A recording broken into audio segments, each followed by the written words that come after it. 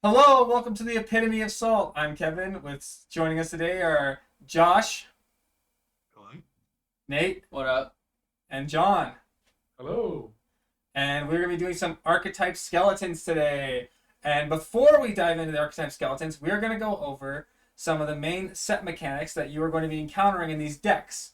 I'll be starting us off with Crime Stopper Sprite. It's 2 and a blue for a 2/2 Fairy Detective as an additional cost to cast a spell. You may collect evidence 6. It has flying, and when you collect evidence, when it is battlefield, it taps a creature. If evidence was collected, it puts a stun counter on the creature. So, collect evidence is a mechanic that pulls cards from your graveyard. It reads exile cards from your graveyard with mana value X or greater, and that's how you pay the cost. In order to combo with that card, I've selected this card, Flotsam and Jetsam. The way it works is you can do the 2 or the 6, and then it goes to the graveyard. But when you collect evidence with it, it counts as collect evidence for 8. And the way the main idea of this mechanic is that early in the game you usually can't use the effect, and so it's a little bit of rubber banding where late in the game you get this extra value from the card, or if you want to play it early for the tempo, you can. And with that, that's what collect evidence does. Nate, why don't you tell us about what you're talking about today? Yeah, so if you could grab the black-white signpost common, I think it's called Sanguine Sprite, something like that. Sanguine Sprite. Sanguine Savior, that's it. Sanguine Savior. It is a 1 white black for a 2 and flying lifelink, but it has Disguise. And what Disguise does is a bunch of creatures in this format have Disguise, and a land or two and an equipment or two, but you can always play these cards that have Disguise face down as a blank 2/2 with Ward 2 for 3 mana. And then you can flip them up at a later point in time at instant speed for whatever their cost is. In this case, the Disguise cost is 2 hybrid white or black mana. So you can pay white white, black black, or white black for this, and then some of them, when they get turned face up, have a unique ability. Like this one gives something else you control lifelink until end of turn. And so it functions very similar to the morph mechanic, just your creatures have ward 2 now. And similarly, to go along with this, there's a mechanic called Cloak, which takes the top card of a library, usually yours, puts it on the battlefield as the same kind of creature, a 2/2 with ward 2. And then you can flip it up if it's a creature at any time for its regular mana cost. And there are a couple other ways at Rare and Mythic usually to flip things up otherwise. But that's the idea behind the mechanic, and you expect to see quite a few 3 mana 2/2 Ward 2s in this format. Cool, thank you. Josh, how about you? So the mechanic I'll be talking about is Investigate. It's a very simple mechanic. For that, I'll be using Novice Inspector. So Oh, one nice drop choice. white common. Mm-hmm. Very simple. When it enters battle, you investigate. So investigate means you create a clue token. A clue token is an artifact token with 0 mana value, and for 2, you may sacrifice it to draw a card, and you can do this at instant speed. So a lot of archetypes care about drawing your second card in a given turn. The most likely way you're going to be doing this is by sacrificing clue tokens on your turn to draw your second card in that turn. And then some archetypes like blue, red care about sacrificing artifacts, so generally you'll be sacrificing these clue tokens. As note, there are no treasure tokens printed on any cards in this set, so when it says sacrifice an artifact, you won't be doing treasure tokens. There are a very limited number of foods, but the vast majority of the time it will be a clue token or a clue card that you'll be sacrificing for sacrifice artifacts. Cool, thanks. And John, bring us home. What are you talking about today? I'm talking about a pretty simple mechanic here. I got Suspect, and for that card, I'm going to pull up my boy Runebrand Juggler in Rakdos. That's Uh, the Rakdos is it a signpost common? uncommon. It's a Signpost Uncommon. So Rakdos Uh, signpost uncommon. top, Which one? that one. Yep. Oh boy, you got a banger for us today. Yeah, so he's 1 black, 1 red for a 2/2 human shaman, and he has, when Runebrand Juggler enters the battlefield, suspect up to 1 target creature you control. And what Suspect does is a suspected creature has menace and it can't block. So trading in some of that defensive potential to try and get more damage through. Uh, this guy in particular has a unique ability. What's also 3, 1 black, and 1 red. Sacrifice a suspected creature. Target creature gets -5/-5 until the end of turn. And so a unique thing also about this mechanic is not only can you put it on your creatures, well, for him specifically, but is only your creatures, but there's other suspect cards that you could put onto other creatures, so you could stop them from blocking. Cool. And how do you think this is gonna like play out in like the grand scheme of the set? I think since this set is going to be a little slower, I think this could really get there with just pushing that damage through. I think a lot of people are going to be wanting to dirtle around with their morphs, especially in the beginning of the set. So, Guilty. they're like getting ready to flip up their 7 mana, 2/2. Sure. You just have like a 2/2 or a 1/1 with menace, and you're not blocking, so you're just hitting face every day, all day. Cool. So with that in mind, why don't you show us the deck that you built today that is, I understand, somewhat on theme with this idea. Yeah, so if you pull up Case of the, I'm sorry, we got Case of the Burning Masks. Case of the Burning Masks. And Yep. while I'm pulling this up, I'm just gonna say we did have some rules for building these decks. The idea was we wanted to have something that was somewhat realistic. So if I wasn't mistaken, you could have up to 2 of any common, 7, up to 8 of any unique uncommon, and then up to 3 rares. How did this deck fare for you? This looked, it had its own challenges, I think, than your typical, I guess, playthrough of limited, where there was it was kind of hard to get those 1, 2, and 3 drops that were really aggressive and really like pay you off for like playing a really fast game because I think they're trying to push that new morph mechanic. So I think there was a little difficult, but I think putting it together, there were definitely there. Like the pieces were definitely there, and as I was building this deck, I think seeing how valuable that suspect mechanic is really pushed this deck. So I'm gonna start it off with a frantic scapegoat here. Frantic scapegoat. What is this guy? You like this guy, the suspect holder guy? Mm-hmm. So he comes down 1/1 haste, and he has menace himself, so he could attack for 1. The turn he's dropped, and then turn 2. Rarely are your opponents going to have a 1/2 drop creature. I'm guessing in this set they're probably going to go 2 drop creature into 3 disguise. So I think he's going to be able to at least get 2 points of damage in when he first comes down. And then the unique thing about him is he's ready to suspect your next creature. And this is kind of a non-bow, but instead of having suspect, my next creature is Snarling Gorehound. So when you think about this Rakdos deck, you're like, I need gas. Because if you're not blocking, you have to have your foot on the pedal at all times. Okay. So you're ready to just beat face. So this guy, although a non-bow with the scapegoat, does have menace himself. And when you play those 2-power creatures, he's going to let you surveil. And, you're going to pitch that land or try and dig for, that next card that's just going to be able to, like, finish off your opponent. Okay. And then here I have my first rare, which is going to be Pyrotechnic Performer.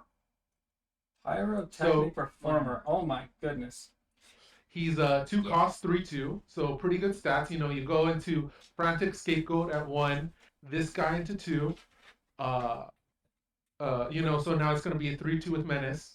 However, he can also trigger on the morph if you're playing him at 3, and then get that Gorehound trigger. Mm-hmm. But I think this is one of those cards where you're really going to want to morph, because not only does it just cost 1 red, but when he flips, he's going to deal 3 damage to your opponent. And I also have some other morph cards in here that are also going to synergize with that ability. Okay. So I think being able to like snag him up is going to be really, really important to this Rakdos deck. But we'll keep moving on to the 2-drop, which I'm really loving this card. It's Red Herring. Oh my goodness. He's a Yeah, mad 2 luck. mana, 2/2 haste. That, like I said in the beginning, the 2 mana slot is very rough. But I think having a 2/2 haster is gonna come down and beat face. Again, the 2 drops that your opponents are playing are not too good on rate, and very rarely are you gonna get a good one. And then when your opponent casts something on turn 3, they are not gonna want to block this. And if they want to trade that, then like that's perfectly fine with me. And not only that, but when let's say we're in the late game and it's turn 4 and they drop a 4/4. But pre-combat, you can crack him to then draw a card, getting you more gas. Okay. So I think this guy's just gonna. I think this guy's a house. I think this guy in any red deck, and you're ready to beat face, he's in there. Okay. And then here next we got Brand Juggler. Again, giving that suspect, and he's removable late game. I think that's gonna be hard to get past. The fact that he's That's gonna be very upsetting. Yeah, and especially when you got frantic scapegoat, it's like, okay, well, he's done, he's done his thing. I'll go ahead and sack him, deal Cash him in or for give -5/-5. So I'm all for that. And you can do it at instant speed too, which is just gross. Yeah, and even for those things that are bigger, right? Say your opponent plays a 6/6, well then they're just gonna do a 1/1. So now you have unfavorable blocks. Yeah, no, gross card. He just gets there. Then we're gonna continue with the creatures. Vengeful Bracker. So again, looking at these 2 mana 2/2s, all right. But if you just let this guy sit on the board, I feel like so many people are gonna want to be cashing in those clues, and him saying, give me some of that health if you want to crack those clues. That is going to put you over the edge where it's like, okay, you thought you were safe when you were at 6 life. Oh, now you're at 4. Now you're at 2. And you know what? With a deck like this, now you also have to have 2 creatures that you need to block with. You're playing this, I think, gives that inevitability and shuts off your opponent's decks. Interesting. I can see that. And then here we have Clandestine Meddler. He's at a 3-drop slot. Again, another slot that's really hard to come by.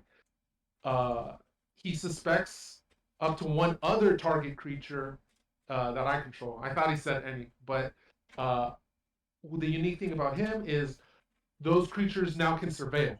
So now my suspected creatures are going to be able to draw me more gas. Having the 2 drops come in, having him suspect something. It's just I'm gonna after 5. Nothing in this deck costs more than 4. So if I'm drawing, if I have my 5 lands, the rest of that is going into the graveyard, and just gonna be pure gas. And then here we have deck. Count to 4, be done. Yeah, exactly. And then again, we have another 3-drop in Haunted Bone Brute. This is going to be another flip morph card. And then Lord. Pyrokinetic Performer, this is 6 damage to the face on flip. You're salivating for this card. Again, the Menace, you're not really going to want to play this because without flipping it, because if you just cast it regularly, it's going to come in with those 2 dogs, and they're going to block him. So I'm not loving that.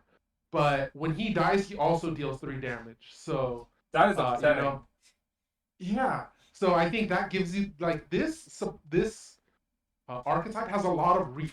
It's going to be able, you just need to get him to 5, and you could close out the game. Because there are just so many little pingers in here. And he's at rare, but if you see this rare, I think that's definitely a sign. Go rack those. You can do it.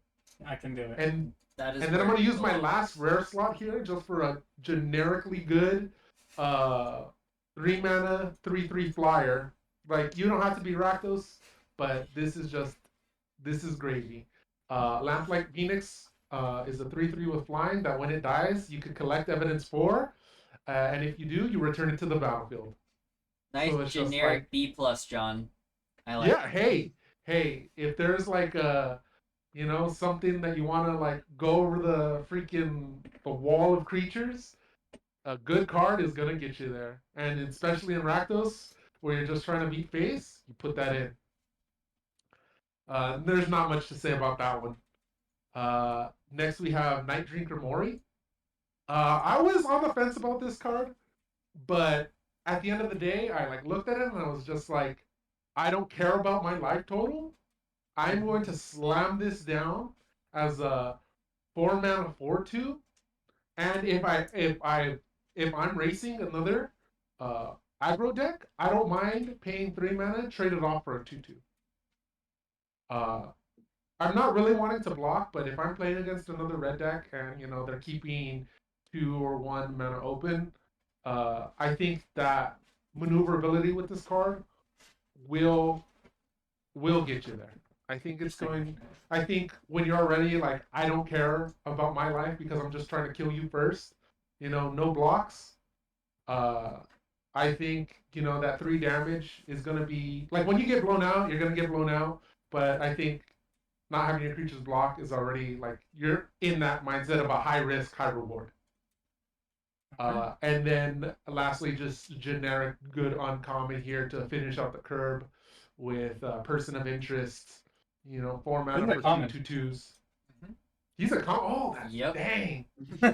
I forget. And that's why there's 2 of them.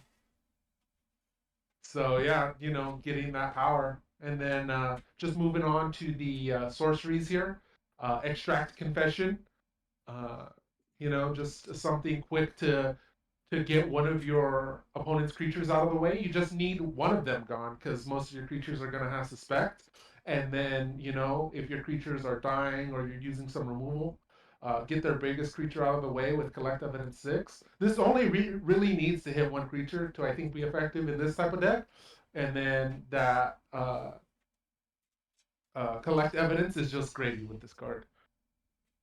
And then I have to put the Signpost uncommon. Oh my goodness, sorcery monster. Yeah, especially when all your things have suspect. You're gonna be getting that +1/+1, pushing through more damage, and they don't have one creature again, so it's just like anything you can do to push more damage. Mm. And so now I want to actually go into enchantments because we talked about like, okay, well, like how are you going to keep your hand full enough where you're just gonna keep this gas going? Well, I think with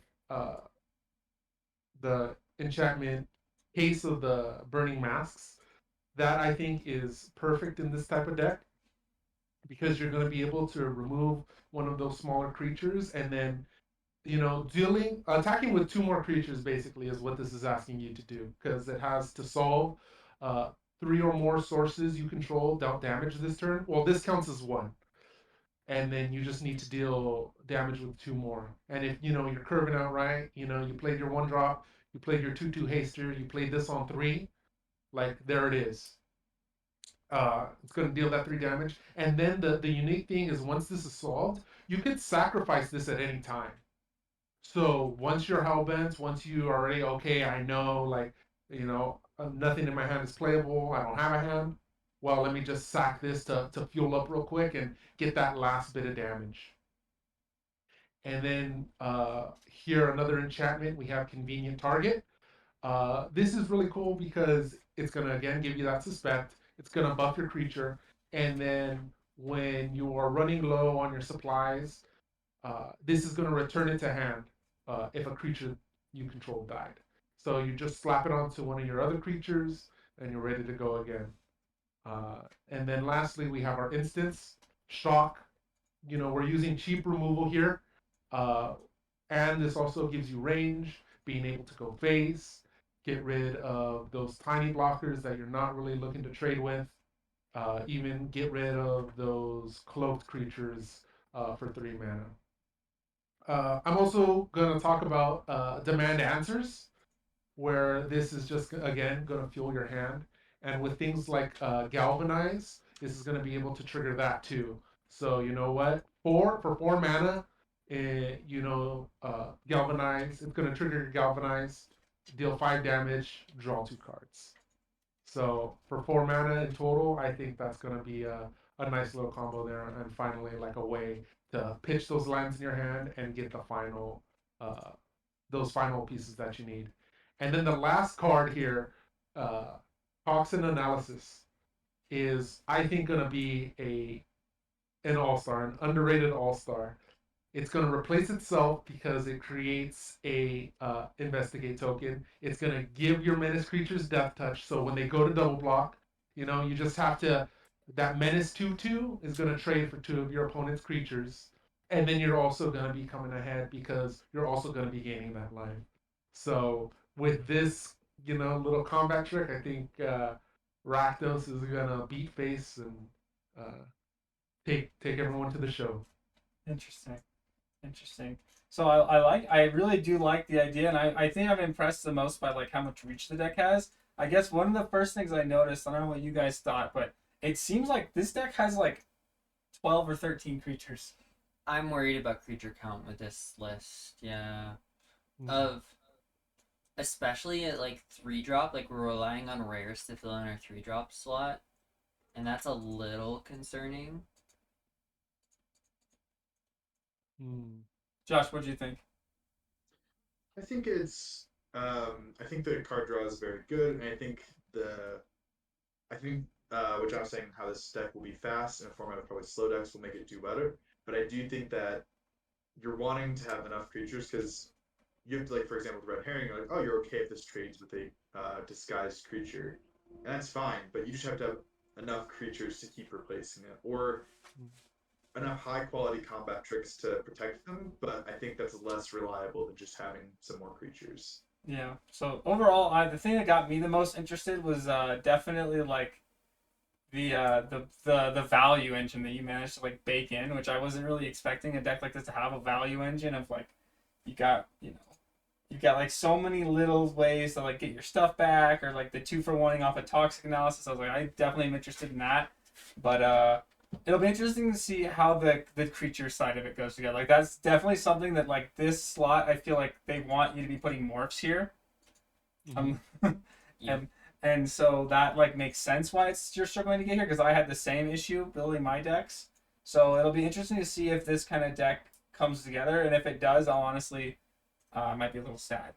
I It looks mean. I just to be upfront, I think this red-black style deck, especially like the Convenient Target and the Runebrand Juggler and like these signpost uncommons, I think this deck might just be the boogeyman of this format with the Menace. It's just going to be upgraded. It's going to use morphs, maybe even from other colors of those signpost commons that you can flip for double red or double black. It might use stuff like that to fill in that 3-drop slot and really continue to build on the reach while also keeping up the intensity, just keeping up the pressure, because I'm a big fan of the value engine. I'm a big fan of the reach of this deck. I just wanted to be able to keep up the pressure in that mid game to get to the point where the value engine can kick in and finish people off. All right. Yeah, I like that. Thank you for that. Yeah, I definitely see like the is it copter guy, coming in here to be that more for the Perfect free drops. example. What I think, because now we want to take off instants and sorceries, or like what would you take out for more creatures? What stands out to you? The case of the Burning Mask. The Burning was the Mask first thing stood out for me, and so did Toxin Analysis. As much as I like it, your other removal suite is too good for me to want to play a combat trick like that. I actually think that Toxin Analysis is more important for the lifelink, because this deck is going to be racing, and that extra little bit of life gain off of a Menace creature that might have 4 or 5 power is going to be really, really big in a racing scenario. And for 1 mana to do that, both gain life and probably remove a creature, I think that's well worth it on the upside. I could see that, but I would cut probably these 3 cards. Yeah, I'm also not sure what an Edict is doing in an aggro deck. Like, I understand your point, but part of me was just thinking I'd rather be playing one of Murder.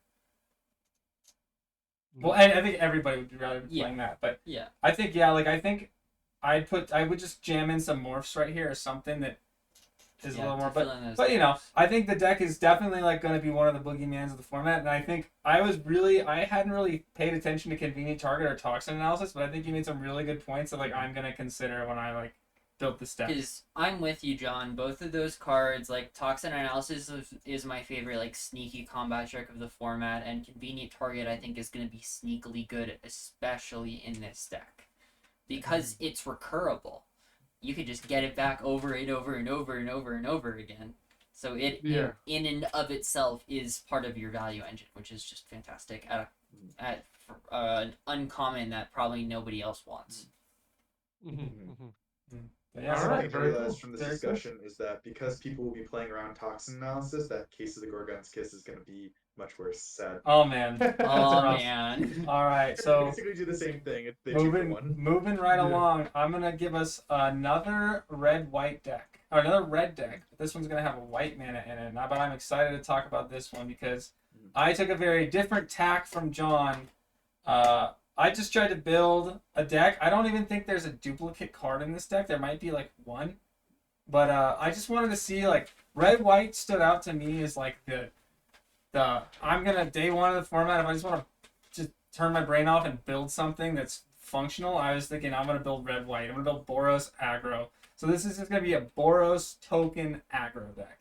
And what I want you guys to really notice in this, not so much as like, oh, I would play this card over this card. Actually, I'd have two of these. It's like I just want you guys to see the depth of like the depth of support for this archetype of like two or less stuff matters, and like how deep you can go on this like go wide theme. So we're gonna start right off with a nice common white 1-drop. It's the boy. It's Novice Inspector. We all know what this guy does. He comes in. He has more value than he should. He's gonna be an A-, and we're all gonna be upset about it.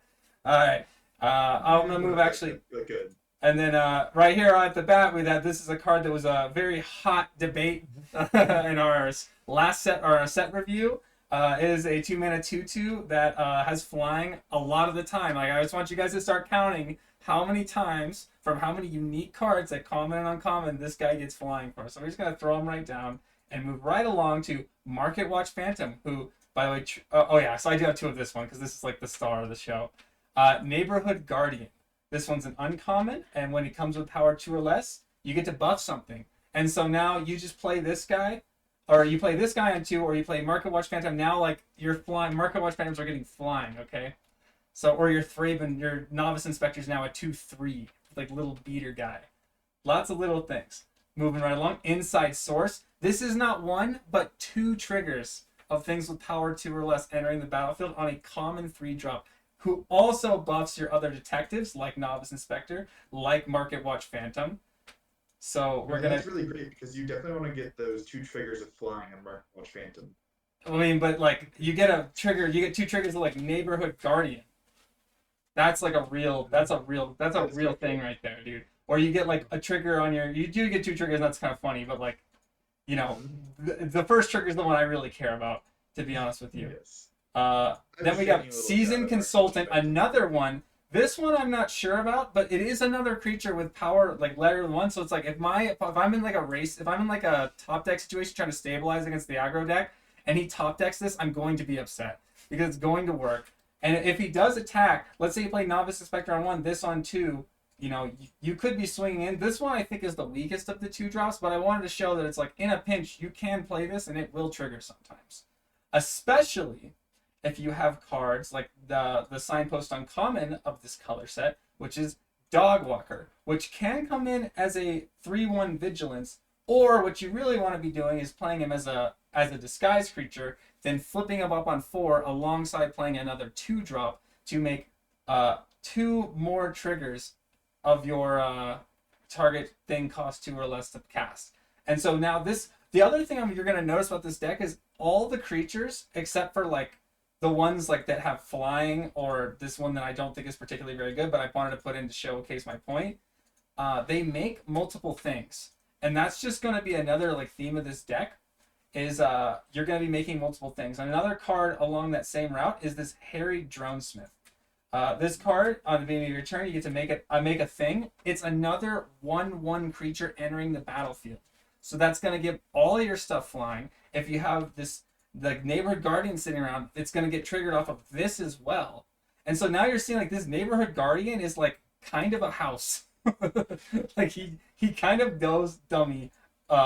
Another card, I was with John on this one. I think Red Herring is real. I think it's going to be Dees.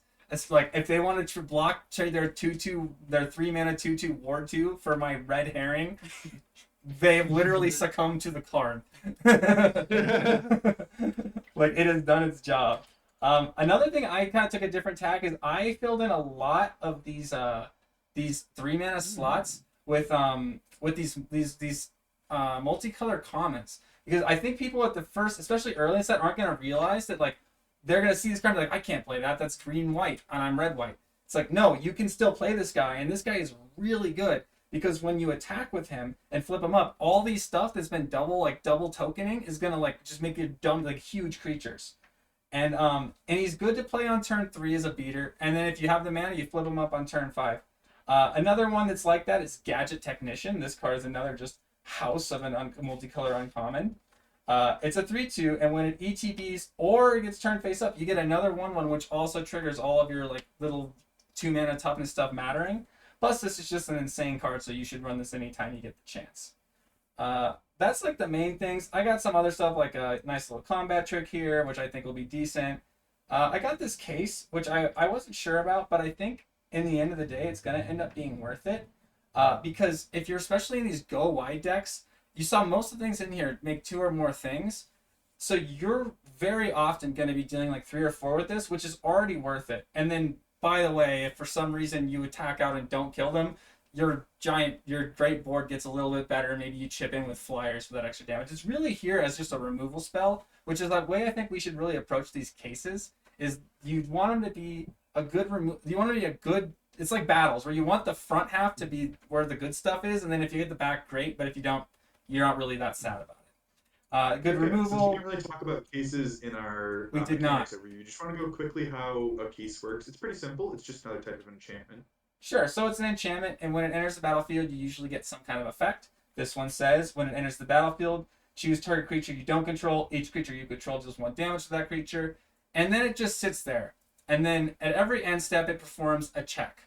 Every one of your end steps, I should say, it performs a check.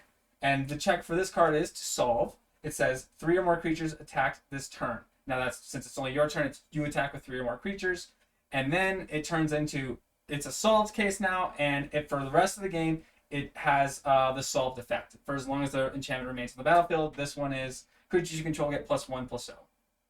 Pretty great. I think that definitely the flip side of this card is a win more. But you know what? The front half I think is good enough to justify including in the deck. That's why it's there. It's there as decent removal. That is a payoff in the late game. Another card. The important thing to know about cases is that if it's solved thing is a one-time effect, you don't have to use it immediately when you solve it. You can wait to use it at another time. And sometimes you do have to. Sometimes you can only use true. the solved effect as a sorcery. That's true. Mm-hmm. Yeah. Museum Night Watch is another card that just is a thing that makes a thing. I like these things that make the things. And On the Job is my hot take. I think this card is going to be very good in this deck. It's just a board bump, and you just make a wide board, and you swing out, and then when they get greedy with the blocks, they're dead. And if they don't, well, you're probably doing it. This is another card I thought was kind of cute because if you look, there's actually quite a few morphs in this deck. Let's see, this is a morph. And so Nightwatch is a morph as well. Where's Nightwatch? Museum Nightwatch, 4-drop. Thank you. This is a morph. So you can see you have like basically most of your 3-drop slot is just morphs. And so if you play this little guy on turn 1, he's a 1/2, which isn't even embarrassing, really. And especially with all this menace and Oogie Boogie Man running around, you want some little blockers from time to time. And what you can do is if you ever play this guy on 1, you can swing and then play one of these guys on 2. And then what's really dirty is now you're flipping them on 3. And that can get really gross and really out of hand really fast. So I thought this guy is like anytime you can kind of cheat mana, especially in colors other than green, because you don't have to be playing green mana, it's really beneficial. So this guy I think is like worth considering. You've got Shock. Shock is good. No need to talk. We got Torch Witness. Torch Witness is good. No need to talk. Actually, Torch Witness is not. Torch Witness is good. We don't need to talk about it very much. Galvanize is good. Blah, blah, blah. Offender at Large. This is like another morph creature that you can kind of flip up, and he actually plays like a combat trick, especially pre-release. You guys remember, you can attack, and then after they block, you can flip this guy up and be like, haha, my little goblin guy just like ate your morph. So yeah, lightning helix, you're gonna top deck it and kill someone, everyone's gonna laugh. Aurelia is just a rare I put in because it's like the fun on color rare. It if you resolve this thing, you win. Aurelia is an A- minimum. If you open Aurelia, play her. Yeah. Take her, pick one, pack one every time. She's amazing. I will say, like, you don't really need to trigger her 5 thing to No. win. Yeah. But man, If you do, probably will lightning win. helix will win. And then fuss and bother. I think this is gonna be fine. It's good if you top deck it late. It's good if you need it early to kill people. So this is the deck. The idea is, as you can see, just make a bunch of stuff. I do really think that these 2-drops are going to carry a lot of weight, and I think that's like the GOAT slot. And I think especially what we've noticed is so far is the 2-drop slot is really hurting for most decks. And so this deck having a really robust 2-drop slot is what's going to distinguish it as one of the aggro decks to be looking out for. And what stands out to me is the similarities between this shell and the black-white shell that I built, which is built around effectively the same. It's a different take on the same mechanic of trying to have creatures with power 2 or less ETB over and over and over and over and over again. We'll talk more about that later. I love Aurelia. She's so good. I also am with you. I almost put an on the job in the black-white deck for a similar reason, as like a finisher, and I think the case will actually play okay as a finisher type card, but the big thing for me to take from this deck is, yeah, there are 1 or 2 cards that I don't think are as good, but you're only using 1-ofs for everything, so that makes sense. But I'm taking Gadget Technician and Crowd Control Warden and Dog Walker in a deck like this. It's something to really watch out for at the beginning of the format. It's going to probably take a lot of people time to realize, oh, wait, I can do this, and I think it's going to be really important to, you'll see with the shells that I built that intentionally don't do that, of the best way to power them up is to include those cards instead in order to fill out the 2 and 3 drop slot in a way that you couldn't otherwise. Yeah.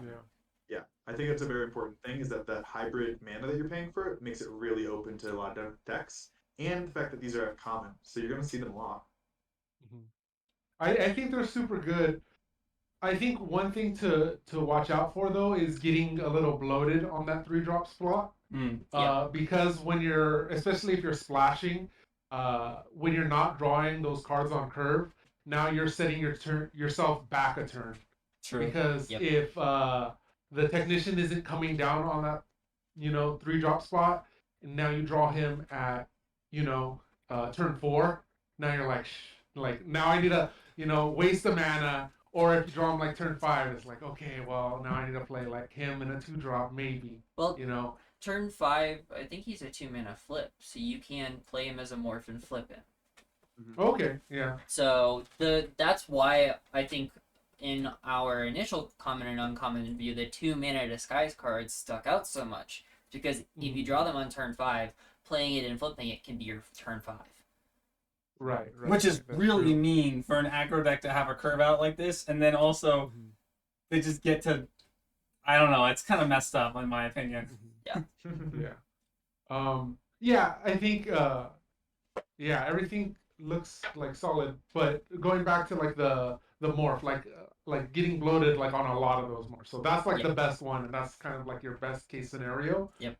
But when you have things like Museum Night Watch. Museum Night Watch. And then the mask maker, I think again, like he's like, you want him on turn 1. Because I think he's gonna get like 1 attack in, and then you're gonna be able to play a morph card. But if he's coming down on like turn 3, and then it's like, okay, like he's not as effective, and he has to attack, so he's basically gonna like suicide into whatever your opponent has. Sure. They just cast. Sure. I'm with you there, John. This is like the one place where I could see playing a mask maker, but in a lot of like a little more like slowy or more value based red decks, I don't really like him for that exact reason. If he gets in 1 attack, awesome, but if you draw him in the laking, you're really sad. And fair enough. Fair enough. I definitely put him in here because as you can see, the deck is really hurting for 1-drops. Yep. If I could play 4 novice, like 6 novice inspectors, I think I would. Yeah. It's just The interesting thing Yeah. now is that Goblin Massmaker late game really kind of is sad, but I also put it in my red green deck because if you cast it turn 1 to get a disguise on turn 2, that's a pretty big tempo advantage. yeah. So overall, this is the deck. The main thing I wanted to showcase was like Market Watch Sentry and Neighborhood Guardian. I think are a value engine for an aggro deck, and I think you guys have bad points about the morphs. I did go a little crazy in the morphs just because, like, I mean, look at them, like they're so morphy. But yeah, no, I'm excited for that, so I appreciate it. And I think you also made a good case for the 1/2 battalion, or the 1/2 attack with 2 other creatures, or 1/3. Sorry. Season 2 mana. consultant. Yeah, seasoned consultant. I think, yeah, because he's going to be attacking as a 3/3, and then he's also going to whiff a lot of the attacks with your opponent's morph creatures, right? Mhm. So, has a pretty good butt. That's going to be good whether you're on the play or on the draw. yeah. Mhm. I don't know. I'm curious about this one. I didn't believe until I saw like Dog Walker. This might be I'll play it if I have 3 Dog Walkers kind of card, but Yeah, that's where I'm at. If I have like 3 dog walkers and a million creature token production, then I'm interested in this guy, and otherwise I am almost never interested Yeah. in this guy pretty much at all. But if I'm like the version with 3 Market Watch Phantoms, I might skip out on Season consultant. some Season Consultant and just like run more like more Gadget Technicians, or where's that really broken one that just prints them every turn, something like that. Oh, Harry The, Harry Drunsmith. Drunsmith. Harry Prints Jones just one sits there and just gives my Yeah. Market Watch Phantoms flying for the rest of the game, Yeah. which is it's gross, by the way. Gross. So yeah, that's it. That's the list. I don't know. Just someone who wants to go next? Let's I run can go with my black detective white. deck next. You want to do black white? I want to do black white because I want to show you how similar the 2 decks really are at their core. And then we can jump into Josh's deck. Okay. God, red and white just has so much good removal. Hey, it's kind of dummy, huh? So It if is. you go into my sheet, B2. not that one. That's blue red. B2. And then I'll just do an overall deck text, so you can just throw it all in the main deck. Separate by mana value, and I'll just give an overview. While he does that, 1-drop slot. You want a deck that has good 1-drops at common? It's a novice inspector. Black white. Novice Inspector and Snarling Gorehound are your 1-drops.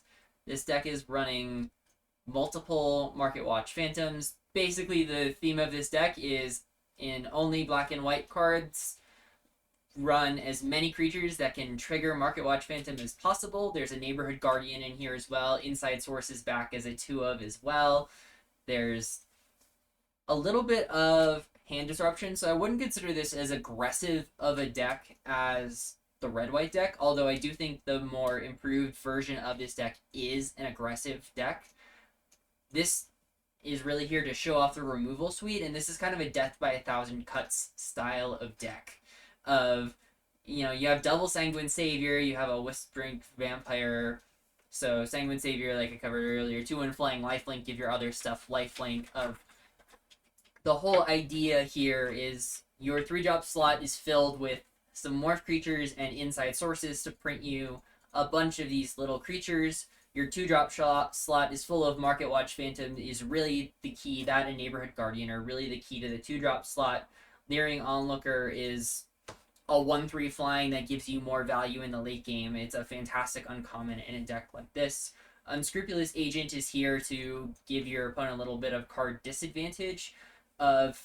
This is one of those cards that in the more aggressive version of this deck you don't want to be running it, but in this more like Death by 1,000 Cuts style deck, it's here to take away value from your opponent so you can build up your Death by 1,000 Cuts. The 1-drop slot is fantastic. The removal suite really, I'm not running 2 of Murder, I'm running 2 of Makeshift Binding, I'm running a Long Goodbye, a Slice from the Shadows, a Case before. So double Makeshift Binding, Murder, Slice from the Shadows, all common removal spells that you should take highly and can get consistently. They're fantastic. Long Goodbye is here to kill annoying morphs or small creatures. Case of the Gateway Express, like you talked about in the last deck, it doubles as a removal on the front side, which is all you're counting on. But in a Death by a Thousand Cuts deck like this, with a bunch of little flyers running around between Market Watch Phantom and Savior and all these little different pieces, in a late game, it acts as one of those little value finishers.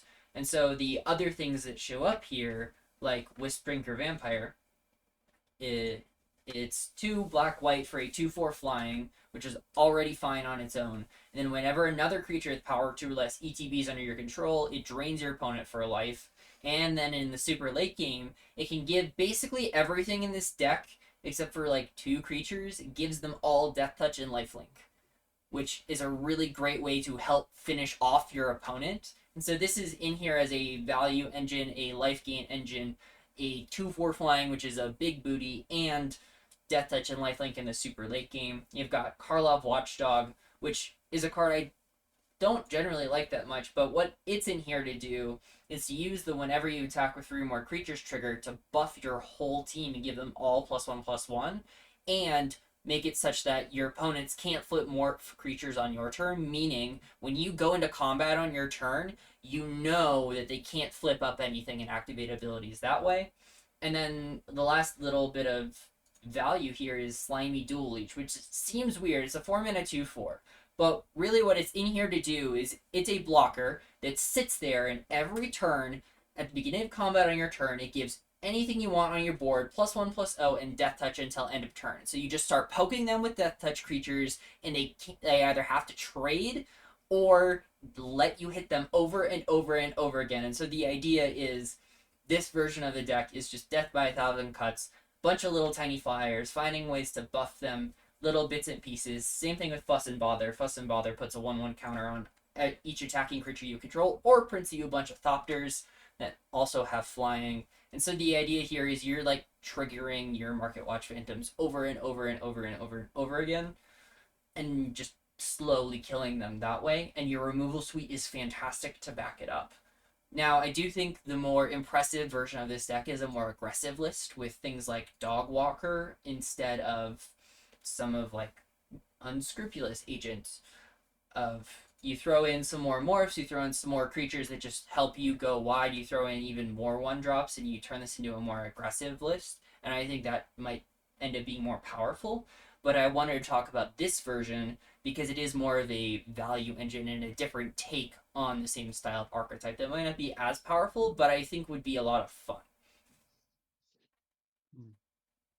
Man, these Sanguine Saviors are really, really good. Yeah.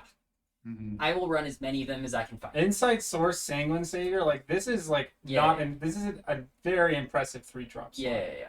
And this is without any of the other morph creatures as well, which was what I was most impressed with. And the removal is really good. The removal suite is gorgeous. I'm not gonna lie, I there's some reason this card just gives me vibes of just being terrible, but I mean I think I understand why it should be decent, but every time I see it I'm like, man, this thing sucks.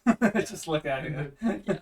But I don't know, maybe it'll be good. I can see a world where maybe it is. It's just probably not. But maybe if it was going to work in any deck, it is this one I because agree. every creature except for 2 triggers it. And I do actually think it's really cool how like Slimy Dual Leech and Whispering Vampire, they trigger like the 2 less stuff, even though they're like 4-drops. Yep. That's pretty funny. I think those feel like a little weak, where I think the deck just feels so strong. Yeah, It the deck feels is like strong. Dual Leech and the Gorehound just seem to be like weighing it down. I feel like there are definitely better options. It's like, how much more do I care about that 1 more point of damage when it comes to Dual Leech? And then the Dog Walker, I feel like yes, it does trigger those abilities, and that's like nice. But I feel like this deck doesn't need that, like Yeah. because it already is getting kind of like that longevity to get its good cards because of its lifelink. Yeah. Like you're just gonna eventually draw them because you're just gonna have Yeah. so much more life with like the with the morph guy. Same And and you know the other thing, giving your creatures like death touch and lifelink. Yeah. Yeah. I'm with John where And it's just really, sorry, go ahead, Josh. I would say, and we've seen how like even just incidental life gain has usually plays above its weight in most limited formats. So getting lifelink on a number of your creatures, or just getting a few creatures that have naturally, is pretty important and can really help you, outrace an aggro deck or keep it in check enough to stabilize. Man, this is the second deck where we've seen like White X being like a really good base for like a nice aggro deck. White has just such a strong base. The best 1-drop, a really strong 2-drop, really strong 3s because you can play Sanguine Savior in any white deck, and I think it's gonna be really really strong. And it has solid removal to back it up. This is the black take, and I think Unscrupulous Agents, the Dual Leech, and the Gorehound, like you guys mentioned, are probably what you want to cut to make the deck more aggressive, and that'll give it more punch. But I also just wanted to talk about Slimy Dual Leech because I think he's cool. That is cool. No, that is a good Yeah. tech. I respect the tech. I like the choice of the split card in this deck. I think that's awesome. Where it is kind of doing what you want early with the +1/+1 counter on each attacking creature, which is really sweet. But even at that 6 mana slot, like getting the birds and you being able to surveil, like that's super sweet. And like I feel like this being on 6, even though it is like those lower end creatures, like I feel like it's gonna be fine. Like sailing right into there. It's just like, yeah, I was beating you up, and I'm on to 6, and I still have like a million dudes, and I'm like beating you. Yeah, that's a really nice little tech. And also, this deck doesn't have any rares. Yeah, by the way, all of my decks are rareless. 0 rares, totally commons, uncommons. So This it's like- deck has like 5 or 6 uncommons. So as it's well. like you could just take like Snarling Garlhound and like Slimy Leech or whatever and whatever other nonsense. What do you mean Put in leech? Kaya. And just like, oh, I'll just put in like a Kaya I have Put in open Kaya, there or put in something. Tesa, put in some ridiculous Yeah. nonsense, and Yeah, so there you it's go. Put in the board wipe. 6 mana board wipe. So yeah, no, this deck Or the the 4-mana board wipe. definitely. or the 5-mana board wipe. I don't know that I'd be putting board wipes on my aggro decks, but you guys can live your lives. It's probably gonna be fine. Anyway, so definitely another deck to look out for. I think this one's actually put together really nice, so that was cool. Josh. Yeah, Josh, which deck would you like to Yeah. cover? I'll start with the Detectives deck, which I think will be probably the stronger of the 2 decks that I did. Okay, so I go So to it's blue, Josh, and then I go to You're already there. White Detectives. Do a little. Oh, you put the Ooh, Islands and the Plains. Ooh, Islands and I did Plains just in there. to make sure I had the math right, because this one ran less lands just because it doesn't really have any disguised creatures, so you don't really need as much. Do you want me to do like how I do with Nate, or do you want to go through every card? Sure. So on the 1-drop slot, I mean it's a white deck, so it has 2 Novice Inspectors. What It a investigates surprise. and- Wow, we like and that. is Guy. a detective, which is synergies, because what this deck wants to do is have a bunch of detectives and have a bunch of clues, which Okay. is very on flavor. This is a kind of a mid-range tempo deck, so what you're wanting to start your early game doing is setting up a kind of wide board of detectives, and then kind of going through there and using tricks and control things to keep your opponent from winning and use clues to refill your hand. So you also have your Mistway Spy on 1. And then you have a exit specialist, House. market watch phantom, seasoned consultant, and perimeter enforcer on 2. So these are 7 1 and 2 drop detectives that all have various effects that are very good. I think the most important one for this deck is going to be perimeter enforcer. Interesting. It's Tell us a about Perimeter Enforcer. One in a white uncommon. Flying lifelink. Whenever another detective enters the battlefield under your control, and whenever a detective you control is turned face up, Perimeter Enforcer gets +1/+1 till end of turn. Yeah. So, Flying Lifelink is a good combo, and you're going to get a lot of Yeah. because since this deck wants to be kind of mid-range tempo, you want to be able to survive out an aggro deck, and that incidental life gain, especially if you drop it on a 2, is going to be a big thing. It's going to be a big hill for an aggro deck to climb to beat you before you have a stabilized board state. This deck has a lot of 3-drop creatures, but just true 3-drop creatures. I suppose true to flavor, there are fewer disguised creatures in the detectives format. They're wanting to be out in Nice. the open and finding things. So there are 2 rares in the 3-drop slot, but honestly, there are plenty of good 3-drop non-rares. I think the most important one is going to be your Signpost Uncommon, Private Eye. It's a Lord effect. It gives +1/+1 And to Private each Eye. of your detectives. And when you draw your second card each turn, which since this deck also wants to make a lot of clues, will happen many times, your target detective can't be blocked the turn. So you can get in for more damage, not have a risky attack of not being sure what they have disguised. That's very important. Some rares, also this one runs a Inside Source because it makes a detective, which is great, and it pumps your detectives.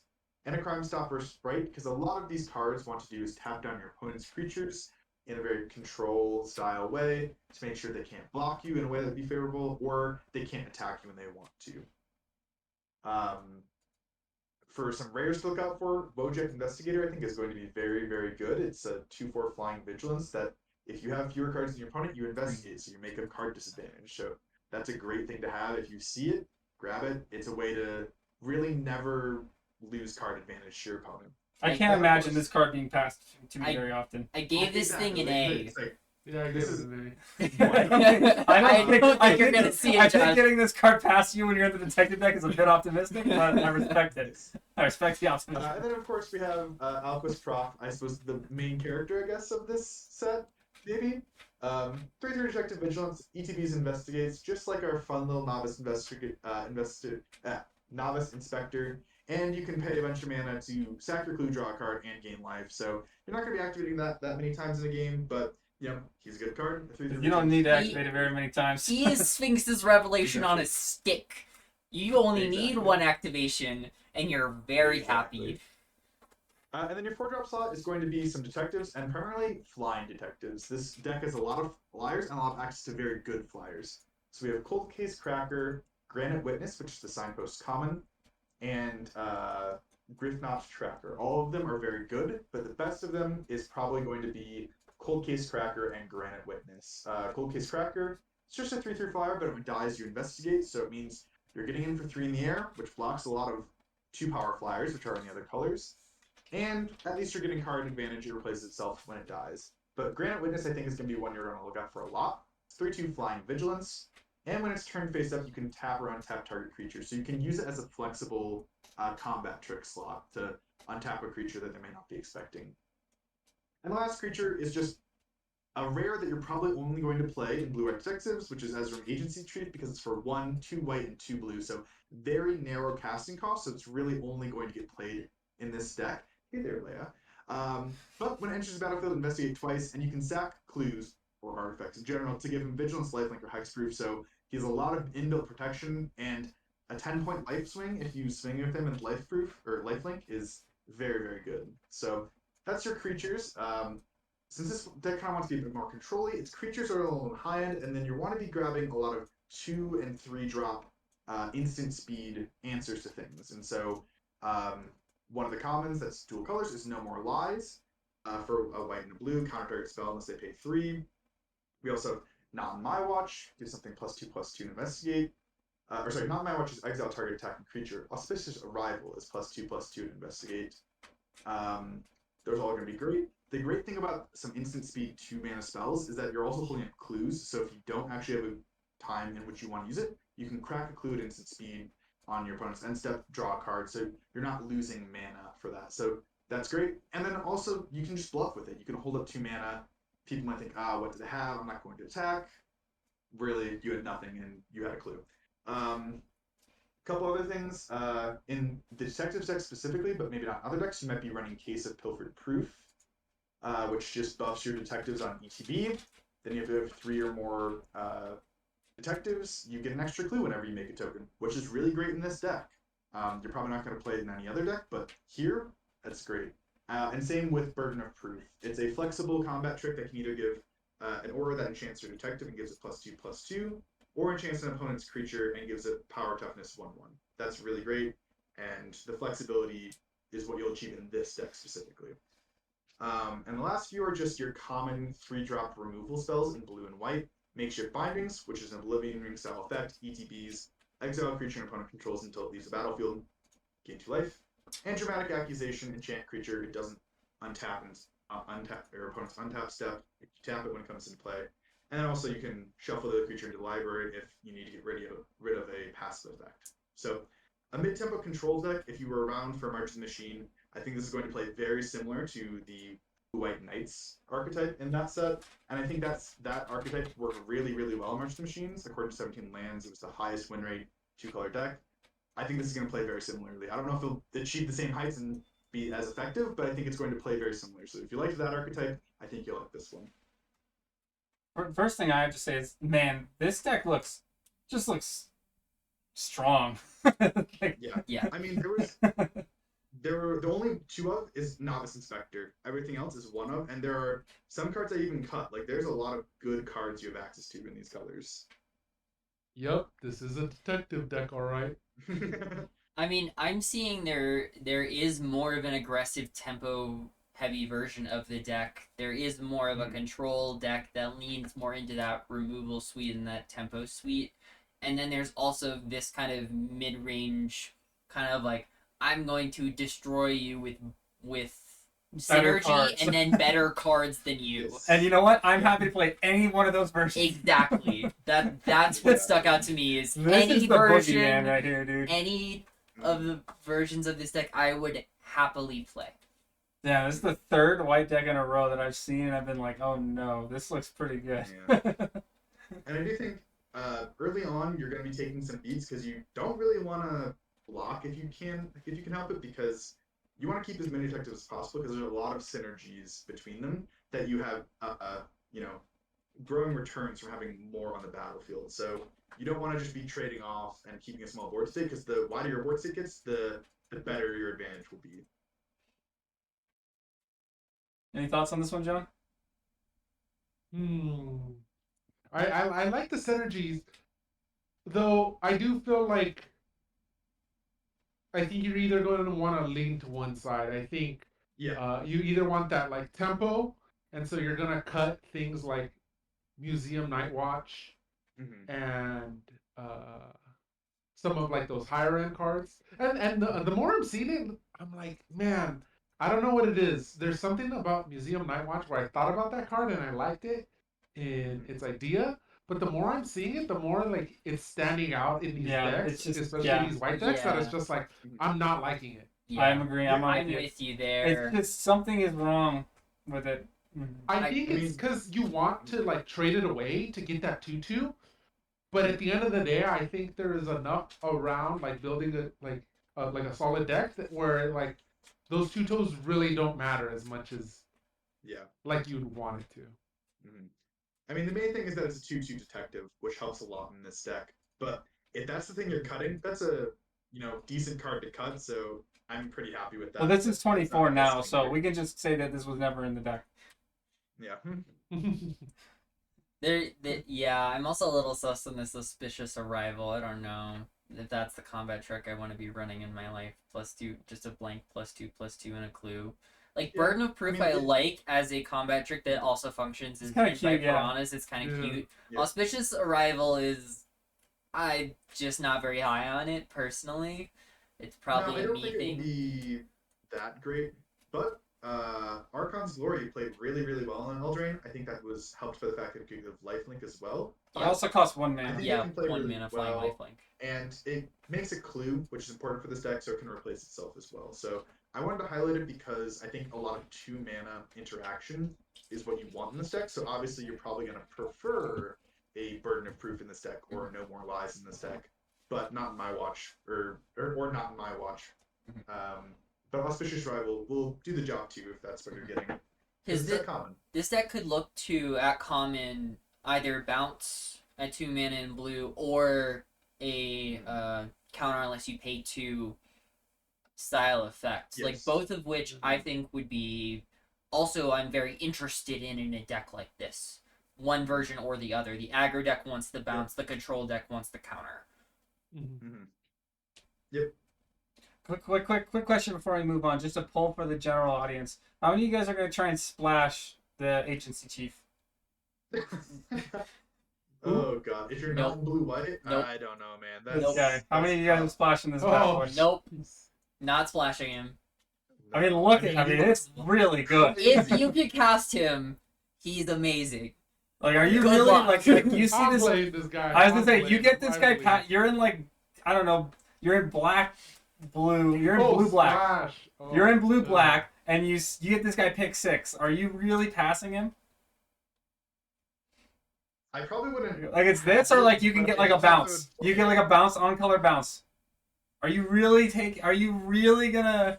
You Well, really gonna pass it up the? depends. Take who it we're 'cause I drafting think the with. upside is higher, and so like I would say if you see him draft, take it, and like if you can make it work, because there is like fixing a common in this set that's not bad, and an uncommon too that can make it work, but I would take it because the upside's there. I don't know if I would end up playing. Yeah, because it's like Okay. Arena open, and you never take this thing and splash him.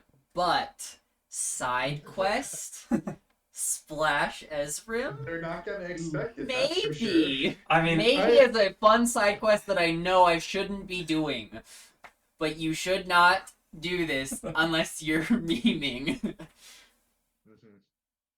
Once he hits the battlefield, because I mean, like splashing it, you're probably gonna have 1 extra mana when he hits the battlefield, so he'll have that inbuilt protection already. So yeah, you should have casting him on curve. if you're splashing, you're probably not casting him on curve. Okay, well, I just was curious because, like, I don't know. It's like I was just trying to figure out like how often you're gonna actually get past this when you are the guy at the table in detectives. A lot. I think you'll get past this. A lot. I say Because again, you're not splashing it, so you're just like exactly, yeah. Like I don't know. There's people that will try. I'll tell you. Looks at Josh. Yeah, I just said I would, but at the same time, I would probably grab it and maybe have some hopium, and then probably inevitably not put it in the deck and be sad. Yeah. Okay. Fair Okay. enough. I just wanted to bring that up. Okay. So we're at an hour now. Is there any decks that anybody like really wants to show off? We should talk about blue red. We should talk about The blue red. blue red list is. I want pretty to talk strong. about the black green deck. Okay. So, I can talk about red green. I'll talk about it way quicker than detectives because it was not as good. I built some decks and they were bad, so I really just wanted to talk about red white. So okay, who wants to talk next about their deck? Just tell me what deck they want to talk about, and we can talk about it. Let's do black green because so it let's was. have John go with the. I'm ready. John has been definitely cooking this one up. I'm ready. So John, which the black one is green- it? The black green master. Which Yeah, Axebane Fair It's Fox. Axebane. this guy? Axebane Ferox, yeah. Okay. Full disclosure, I think this will be the worst color combo of the format, but I'm going to keep. No, you haven't seen You blue haven't green. seen blue green, Josh. You've cooked it up. I literally started Okay. building it and I gave up. It was so bad. I had like I thumped for what to do with black green because I felt like it was so directionless, and I was like looking at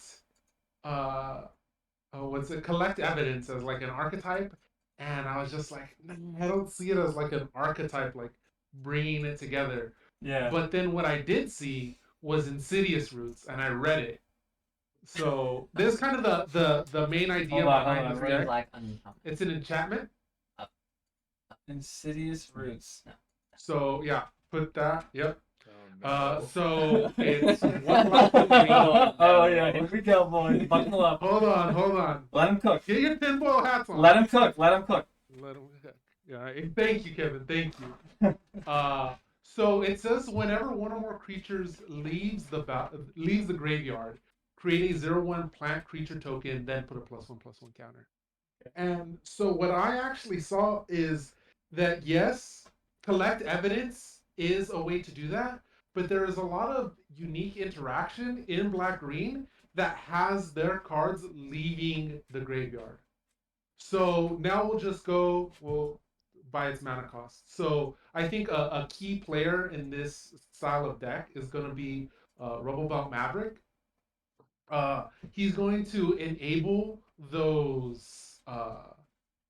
that self-milling with the Surveil 2, and he's going to leave the graveyard. Or he's also there to just casually put in for evidence. He is what I would have wanted that leech to be.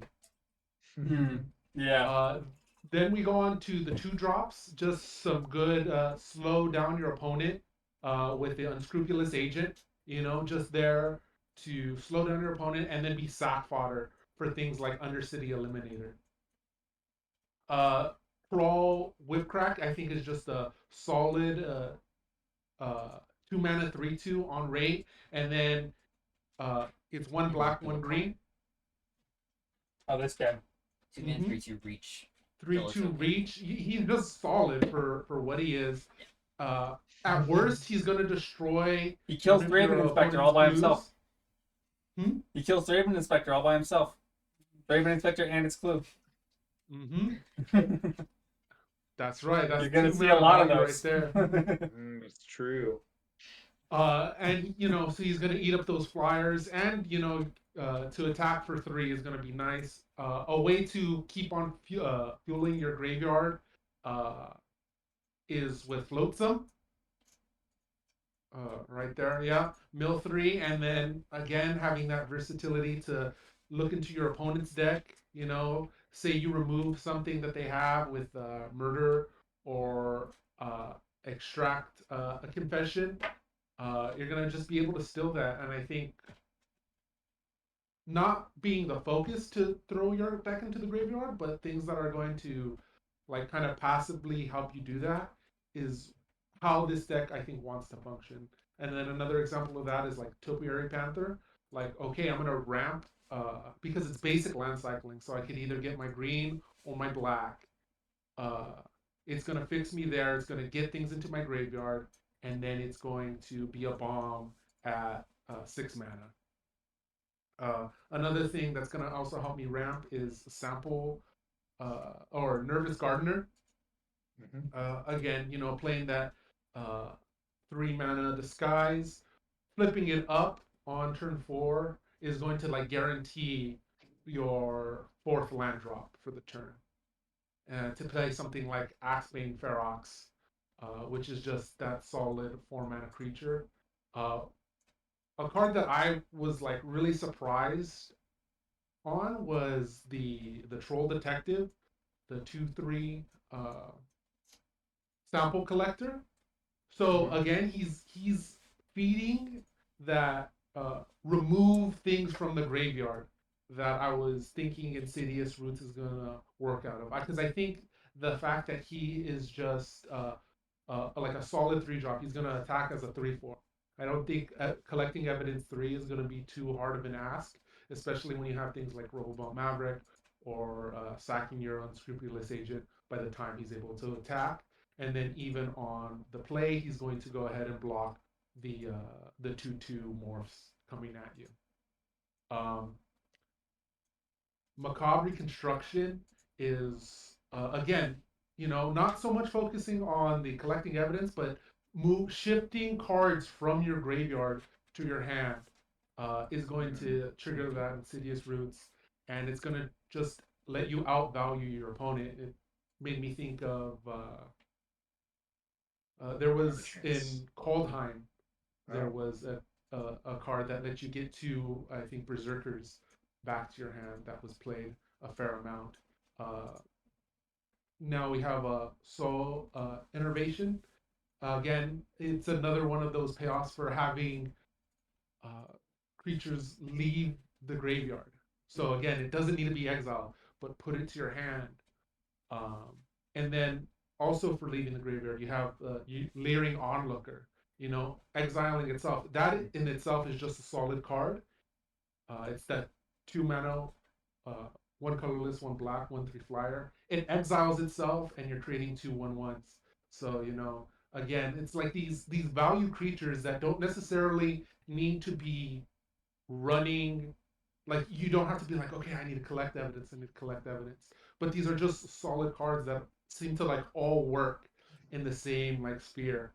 And I feel like when this deck comes together, everything is just raised up to a new bar. These cards are just generally good, but in this combination, I think it just makes them so much better.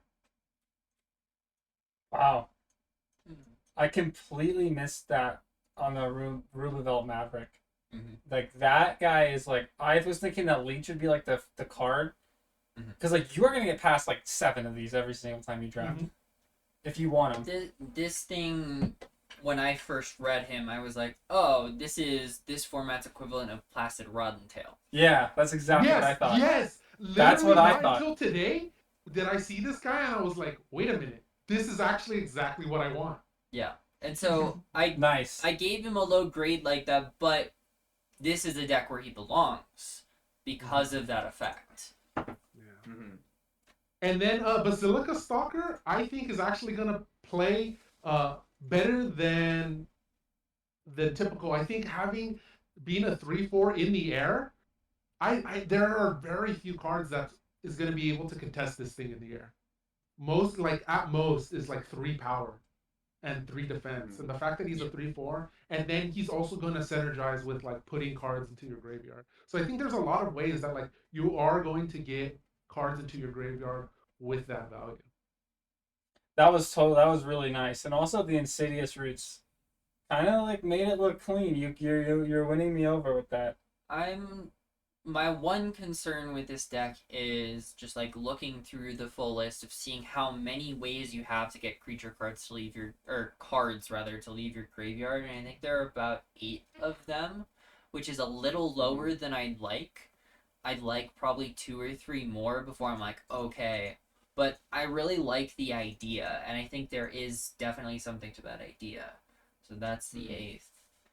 Oh, also his own, yeah. Yeah. But Azonius is I small. feel like this deck But- doesn't need to be doing that. I think that's where like this shines. Is like Mhm. these cards are kind of just generally pretty good. Most And of having these the cards, Insidious yeah, Roots there are as just like solid. having like ramps. So like getting to a Topiary Panther on like turn like 5 is gonna be a lot doable and like almost guaranteeing like 6 with Insidious Roots.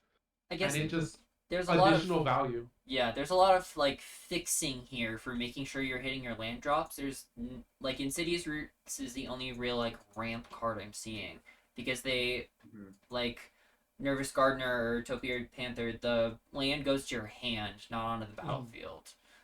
But I do like decks that consistently make their land drops. I do like decks that don't screw. If you have a green 2 lands, one of which is green, you never screw. I like that.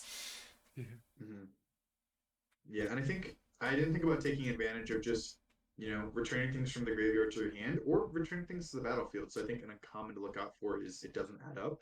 It's just a reanimate for 5, 3 and 2 black. Return target creature from your graveyard to the battlefield suspected. It's instant speed, which is going to be really huge. Oh, It's yeah, not you can in do that here, with but I so think you do that with Topiary But it's Stomper. suspected. Oh, Yeah. boo. It can't suspected block. is fine, but like instant speed reanimation will bring things back from the graveyard. So that way, if you milled something you really wanted, or just to remove something from the graveyard to trigger Insidious Roots, like I think those types of effects will allow you to get some recursive advantage over your opponent. Yeah. That definitely like I was thinking about it, but I ran out of so I was just like Fair and like I didn't want the curve to be too high. But yeah, I definitely think like one of these higher end cards, some like Basilica Stalker, is gonna be the place for that. No, nice job on this list though. You like, man. I'm a big fan of like the idea here. I think you've got a really interesting idea, and I like that. Yeah, I'm definitely interested now. I'm gonna keep my eye out for this. That was cool. A lot of this stuff wasn't obvious either, so that was really cool that you found that. Yeah, it was for me this I had like because I feel like the Rakdos was just like this is what Rakdos. Yeah, like it's very obvious. Yeah, but this was like it was like I discovered like piece by piece like what this deck was trying to do. And so in that way this was really fun. That's why I wanted to share it. Nice. Cool. Well, I'm excited for it. Josh, do you have anything else, or are you ready to show us the other deck you wanted to show? Yeah, sure. I can show the red green. All right, no, or with Nate? Were you the one who wanted to show? Yeah, I have blue red to show as well. What do you guys want to do? I'm fine with either. Yeah. Josh, go ahead. Sure. Make it quick though, because we're at an hour and 20 minutes. Yeah, red green will go quick because I think it might be a more difficult thing to make work in the set. It's all about disguising creatures, usually bigger creatures, ramping into them, turning them up, and hitting your opponent in the face. Pretty simple, kind of a common mechanic for red green. It has a higher mana curve, so you're usually going to be running 17 lands and ways to get more mana. So the low part of the curve is getting into that, so that's why we have the Goblin Massmaker, like I mentioned earlier, can make face down cards 1 less to cast. I also put a Hedge Whisper just at a 1-drop slot. as a way to block early game to wait until you get your stuff. I think the most important card for this deck will be Tunnel Tipster. It's a mana dork that whenever you play a face down card, it gets a 1/1 counter on it. It's going to be so important for this deck because this deck requires a lot of mana, and it's also going to buff itself as you do what this deck wants to do. Same with John. Nervous Gardener is going in here to make sure you're hitting your land drops. It's a disguise creature. That this is kind of like the fake out one. It's not really anything. It's just a 2/2. So you're like, I got you. And they're like, Gotcha. And same with 2-drop. There's a Flourishing Bloomkin. This is a uncommon. It gets +1/+1 for each forest, and for disguise 5, so 4 and green, you can flip up and grab 2 forests, put 1 on the battlefield tapped, and so this one has some good late game, work early game, but also just kind of a smaller disguise creature. I think going into this, one unique thing about this deck, there is no 3-drop in this deck. Every 3-drop is a disguise creature, so that's something to look out for. There's not a lot of creatures in this deck. I'm struggling to This find is a creature-heavy deck, yeah. Actually, it only has 15 creatures, but I mean, that's not that bad, I guess. One important thing, so the uncommons you'll be looking for in the 4-drop slot are Greenbelt Radical. We talked about That's this a a lot rare. during our set review. Gossip. And Tin Street Gossip, the signpost uncommon. Tin Street Gossip just allows you to spend 2 mana to disguise creatures or flip them face up, which is really good. It's also a 4/4 vigilance, it just has good stats. And Greenbelt Radical, a disguised creature that in the late game is your overrun effect and a win condition for this deck. So those are important. And also put the 2 rares that you want to look out for this deck, which are both at 4 mana. Yaris, Roar of the Old Gods, it's all about face-down creatures. If a face-down creature dies, you get to bring it back face-up, so great things. And I think the most important one for this deck, or one that's going to play really well in this deck specifically, is Hide in Plain Sight. Hide in Plain Sight, you cloak 2 of the top 5 cards of your library. So Cloak is similar to Disguise, it's still a 2/2 creature with Ward 2, except you flip it up for its mana cost if it's a creature. You can also cloak something like a land if you don't find enough creatures. And this is really important because you can find one of your disguised creatures on this if you're running a lot of them, and still flip it up later and get a flip up effect from that. So that's going to be an important rare. If you see that for this deck, it's going to play really, really well. This is Collected Company with extra steps. It's not as Yeah. busted as Coco, but like this is giving me Coco vibes, and that's a really good thing. This card is one of Green's strongest cards, in my opinion. Exactly. Because its floor is you get 2 2/2s with Ward 3, which is pretty good still. That's- and then yeah. top end is just exactly, yeah. And you've gotten lands out of your decks. There you go. You have Offender at Large, Rift Burst Helion. These are just disguised creatures that are big. Bolrak Clan Clasher is an important red disguised creature that has Double Strike and Trample. That'll be important. Topiary Panther for a bomb or finding your lands. I also had to throw Incinerator of the Guilty in there because Yeah, I noticed that. I did notice that. I was like, That's this deck loves The a good best card in bomb. the set. This- yeah, Yeah, that's a This deck is suspicious going to looking be A+ ramping, there, and Josh. so- exactly. So you can just, if you find a bomb, this deck is going to ramp into bombs, and that's the whole thing. So you want to live to those bombs, but this deck, that's why Tunnel Tipster is going to be so. so you're saying that we want to have Incinerator of the Guilty in this deck. You want to yes.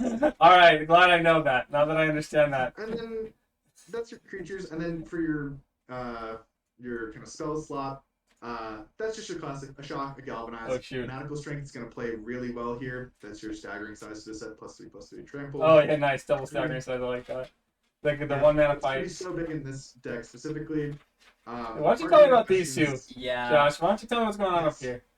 Yeah, so Expose the Culprit and Concealed Weapons are ones that specifically you'll play in this deck, but probably not many others. So we'll start with Concealed Weapon. It's an artifact equipment for 1 in a red, or you can disguise it for 2 in red. And so it's a 2/2 creature with Ward 2. When it's flipped to dust, you can attach it to a creature, and your creature gets +3/+0. And so you can run this as a combat trick to buff a thing, or, get surprise lethal if you're going to add 3 damage to something. That's very good. It also, as it's just face down, it's a creature. So this is kind of a fake out since you're going to be running so many disguised creatures. That's why this will get some advantage. You're probably not going to play this in a lot of decks that don't have a lot of disguised creatures. Just because you're not going to get much advantage from it, and it gets advantage by being lost in the shuffle. I have a question about this. Mm-hmm. So I'd say I use this. I have this thing as a disguise creature. Yep. I block something, then Yes. then before damage, I flip it up Mm-hmm. and attach Yes. it. Mm-hmm. That means Yes. that their attack just like fizzles, right? Correct. Yes. Exactly, Unless they have yes. trample. It yes. can't die because it's not a. It's Okay, no cool. longer a 'Cause then it's not a creature. That is something cute to like look out for, especially if you're gonna have green mana in your deck. Like you're gonna be on the defensive, so. Exactly. And then expose the culprit. Again, this is probably something you're only going to run in red green. I can't imagine anything else. One or both turn target face down creature face up, or exile any number of face up creatures you control with disguise in a face down pile. Shuffle that pile and then cloak them. So this is pretty big because you can turn up some of your face up creatures, specifically like Greenbelt Radical, that have a really high disguise cost early and get that over an effect early. Another thing to note is that you can choose both. Turn a creature face up, get its face up, whatever effect it has from being turned face up, and then turn it back face down with your other disguised creatures, shuffle them again, and get more face up things. So if you're in a deck with a lot of triggers for turning things face up, this is a lot of value for that. But again, it's really only good in probably this specific deck. Wait, so I don't think you can do, like, you can't like flip flop one card with this. I think you can. I think because I it's think in you the can order in because which of they order catch it. matters. Yes. You turn target face down creature face up first, and then you do the second line. They don't go in And the the stack. cool thing about this card is it's cloaked now, so now you Yes. don't have to pay its like morph transform cost. You could just You pay pay its its mana regular cost. mana cost. Yes. Which for some it's better, like Greenbelt Radical. For some it's worse, but I think this card is great in this deck, Interesting. and so take a look out for it. But because it probably won't be grabbed in many of other red color pairs. Interesting. I'm gonna have to have someone explain that to you because I don't get it. But that's for another time. Usually when it says choose one or both, if you choose both, it goes in the orders listed in the cards. So that's why you get to have a creature face up first, and then Interesting. face So down. it goes on the stack. They go in the stack one after the other. Correct. yes. Interesting. Interesting. So Okay. a good Cool. way to get a lot of value, but a very specific and narrow card. Not gonna lie. I'm still a little nervous.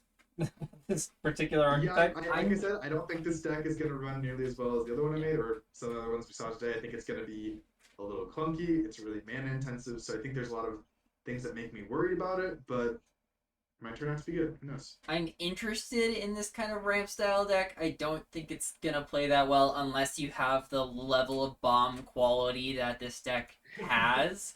It kind of needs the Yaris Incinerator. Yeah. So if I have Yaris and like, Incinerator and Trench Gossip, Okay, I'll then consider it. I'm I don't even game. like the 10th Street Gossip.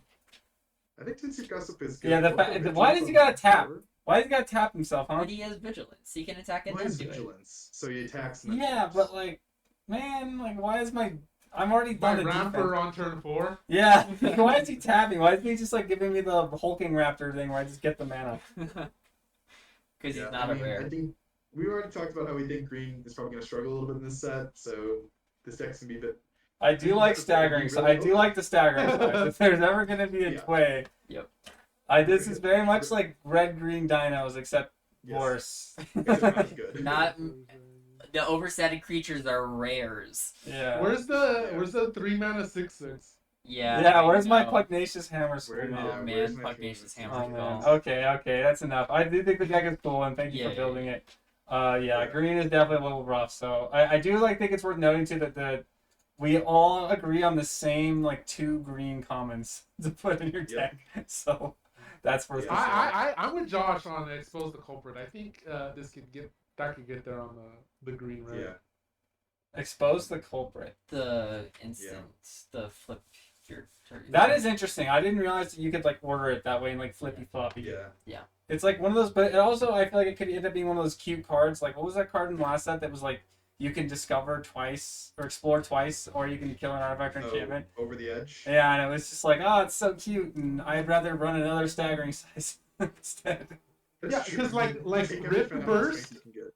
Rift Burst Halion on 3, and then expose the culprit on so you morphed it, and then you expose. So it's the 7 cost. Yeah, what are they gonna So do you about expose the 6/7 turn culprit, 4? and then fanatical strength on 4, dude. 9 damage. I mean, sure, dude. You keep Side quest. that Zaza is got you up, and I can't wait. side quest. Any side questers? Other than that, it's gonna take me some convincing to play expose the culprit like when I'm being serious. When I'm trying to have fun, I'm diggity down. Oh yeah, no, this is like prime, like mwahaha, I did it, you know. One thing to note is you can also play it defensively, so you can have your blocks and then exile them all and return them to the battlefield. Right, and Or then do and the then when you're on the responses, Pro like- Tour, they say in response, I cast murder, and then you cry. Yeah, that's true. And that's Aw, what man. that's what happens. Well, okay, Nate, what do you got? Yeah, It's let's- like a Let's talk about Blue Red. shuffle them around, Blue Red's main theme is it's an artifact sacrifice deck, so the whole theme of the deck, that's Josh's, not mine. Oh, okay. I haven't seen it, but please tell me you're playing the monkey. Which monkey? The sack The monkey. Reach Monkey. Oh yeah, I'm playing 2 of them. Yes. I'm playing 2 orangutans. You have to. Hey, Come on. the monkey likes monkey. It's a 3 mana 4/4 reach in this deck. Oh yeah. Of Oh my god. So this deck really is. Also, Blue Red has quite the 4-drop slot. Of Woo! Oh yeah. Gleaming Gear Drake is an That's good. all-star. What this deck really wants is maybe some red herrings, maybe I'm leaning just more seeing old aggro. angers right This here. is more of a like value list of I'm making a bunch of artifacts. It doesn't have as many creatures, but the burn suite's fantastic. It's running a couple deduce for the value engine to keep your engine wheels turning. It's running double galvanize, torch the witness, running case. Exit specialist is just stupid. Innocent bystanders in there is a solid 2-drop that if it blocks, if it like chumps something later in the game, it gives you a clue. Reckless Detective, this is the only time I'll ever consider running Reckless Detective. I was just thinking, what is going on here? Because in this deck specifically, it can function as effectively a 2-mana 2/3. Because at the beginning of combat on your turn, you can sack an artifact or discard a card to give it +2/+0 until end of turn. This is also the deck that I want a Cornered Crook in here for a finisher. Furtive Courtier is an all-star in this deck.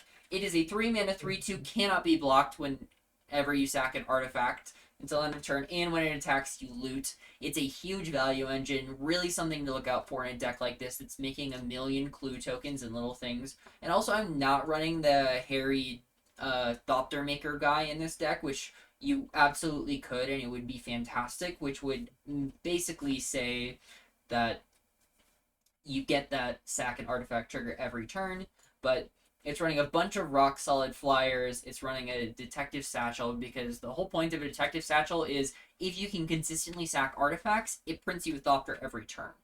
And it's going to print a Thopter pretty much every turn in this deck with all the clues that you have going on. It's got like 10 or so ways to sack artifacts, some of which are consistent. And double Gadget Technician. There's just so much going on. The burn suite's really good. The value engine makes you clues to sacrifice later. So case of the Filched Falcon, double deduce, make you tokens, and then it's just running a bunch of very solid creatures that are artifacts or make artifacts or whatever to keep the value engine running. This deck is built around having a burn suite, having a value engine, and just keep those wheels spinning and killing, most of the time killing with flyers or unblockable. Exit Specialist and Furtive Courier are in here as unblockable things, and then you have things like Cornered Crook and the Go Wide strategy, and to get 3 damage, because in this deck, it's always going to have an artifact to sack. And then Gleaming Gear Drake is also in here as it's an artifact, it's a flyer, it makes an artifact as well, and if you play it on turn 2, by turn 5 or 6, this thing is going to be ginormous. And that's more or less how the deck functions. I don't necessarily love all of the pieces, but again, this is rareless. This is maxed out, 8 uncommons, but they're all one-ofs, and some of them really are in there because they're fun and don't belong there, like the detective that you sack an artifact to give +2/+0. Like, that's really not very good. But I think it's fun. This is just a nasty, keep the wheels spinning. The 4-drop slot is just so This is goated. sick. This is the kind of This big growth. 4-drop slot Yeah. is disgusting, and it's not running the Thopter Maker to tack that on there. The 4-drop slot is just gross. Yeah, like this is This messed up. deck looks like my stomach hurts. Yeah. Like it's kind of Question messed up. about Like there's the, definitely some like misses. Like you got like 10 creatures in the deck. But Just put red 13. herring for innocent 13. bystander Oh, and yeah. reckless detective. Oh, and yeah. I want this deck in my seal pool. That was Red Herring was in the first version of this deck. I just thought Reckless Detective was funny, so I wanted to talk about him. Fair enough. But yeah, I do see him in here. Like, yeah. He's gonna crack this thing wide open. yeah. But yeah, I you have a put question you- about that Harry Drunsmith that you talk about that you aren't running in this deck. So it says you create this Thopter, sacrifice it at the beginning of the end step. If the rules are correct, you can't then tap your Detective Satchel in response, correct? Because that's at the end step. Oh no, Okay. you can do that at instant Oh, you speed. can.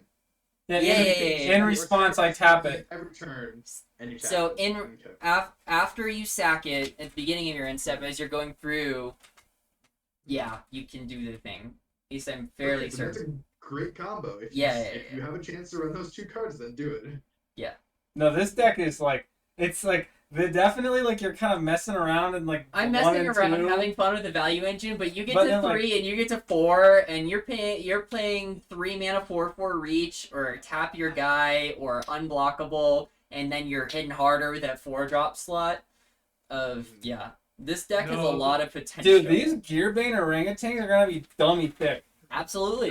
Me too. 3 mana 4/4 reach in my blue-red deck. Yes. Oh my gosh.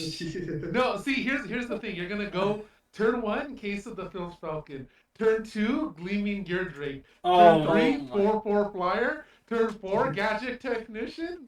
Turn 5, they can see. Yeah.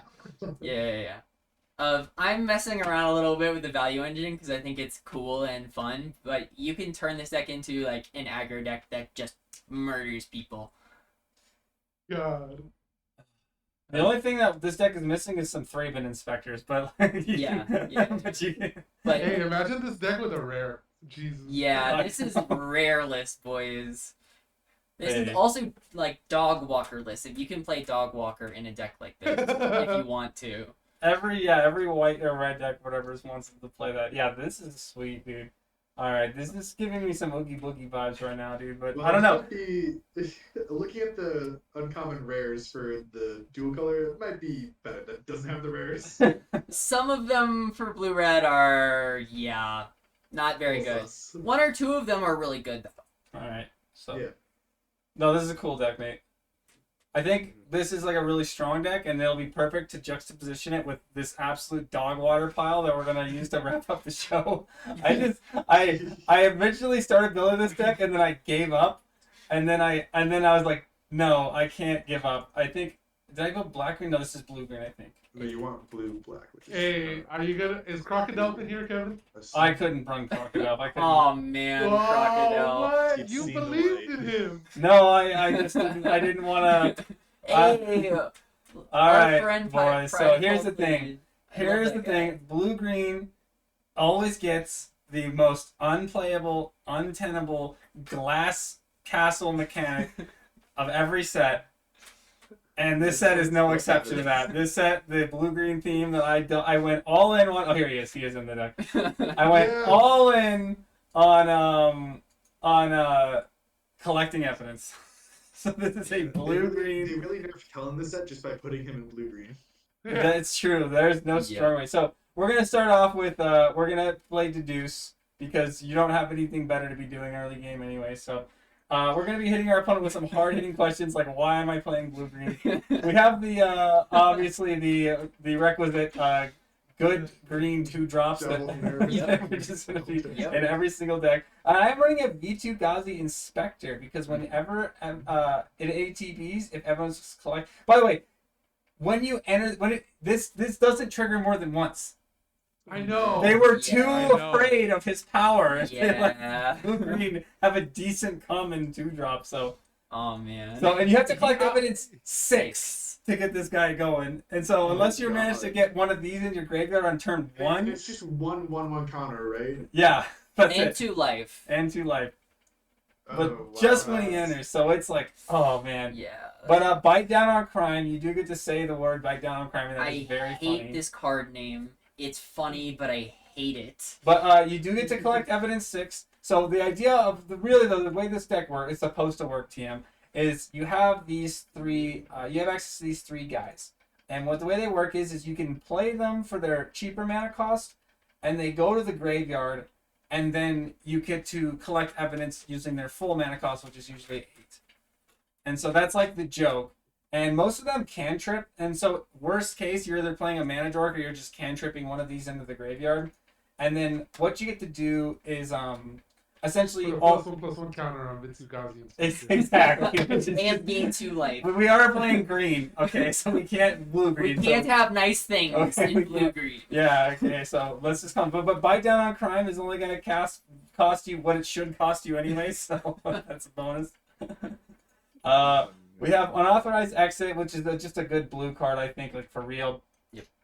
Crime Stopper Sprite. It's another card that most decks are not going to be able to on curve this. This deck is actually probably the only deck that could technically do this on curve. However, in order to do this on curve, you'd have to basically skip turn 2, so you're not really getting paid for doing that. I guess though, from a defensive point of view, it actually is something to look out for, theoretically. But you know, it's a good card, so don't put it in your deck and make your deck better. This is just a normal removal. Another card is this is actually the reason to be doing the deck. Like no joke. If there ever was going to be a collect evidence thing happening, it was going to be based around Surveillance Monitor.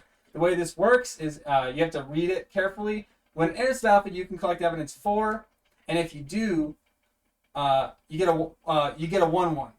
But it's said the way it's worded is anytime you collect evidence for any reason, you get another 1/1 flyer. And so this thing, like, is the reason you want to be doing this thing. If this is the card that if you get 3 of and you just put it in your deck, it kind of pays you for being in the archetype. Obviously, we have Greenbelt Radical because it's just a sweet green card that you want in every single green deck. Loxodon Eavesdropper, another decent card for collect. Actually, this doesn't work with the archetype. I think I just need another playable. A+ flavor text. A+ flavor text. Topiary Panther because we're in green land now, so here we go. Evidence Examiner. This is the 2-drop that is pretty decent, but it's held back by the fact that it's in blue-green. Another 2-drop Simic Merfolk that won't be as good as it should be. I mean, it is like if you do By get to itself, do it. it's a good card by itself. And yeah, basically, if you get this thing down and you've been doing the thing, like you're gonna collect evidence, especially just in the late game. You drop this guy and you just kind of sit around printing clues and you exile your graveyard away. It's pretty strong. So if there ever wasn't like this is another reason that you're kind of like the problem is that the way collect evidence works with these like combo cards is you don't get to like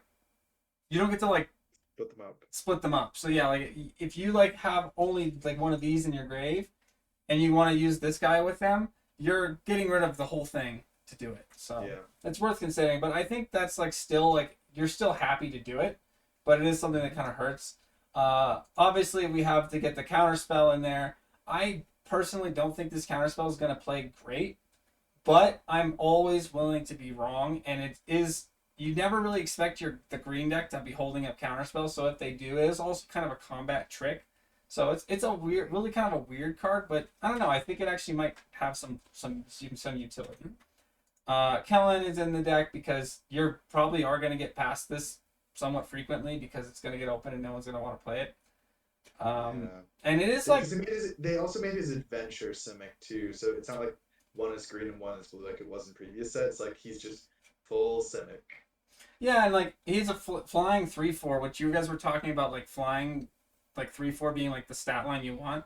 A flying 3/4 Vig is a real card, and you can start. He kind of like lets you blow up your clues for free to like draw cards, or you can blow up their clues if you just want to kind of hose them a little bit. So I think this guy's like a reasonable thing to be looking out for. In a vacuum, I think Kellen's really powerful. He's just let down by his colors.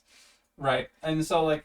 That's kind of the thing with this deck is like I see that like this is like seems like one of those decks where you never really want to go searching for it, but if the rares are there, people like open the rares, like you might get past them. Like I could see a world where you get past like this guy and these guys like great, and then like if they're like the one time you get past like 2 of them, you know, you have like a real chance of doing something. Crocodile is in the deck. I think the card is honestly fine. This is just another one of those cards you're gonna frequently wheel, and if you're decided to do blue-green, you're going to have a solid morph into 5-drop thing that's pretty decent.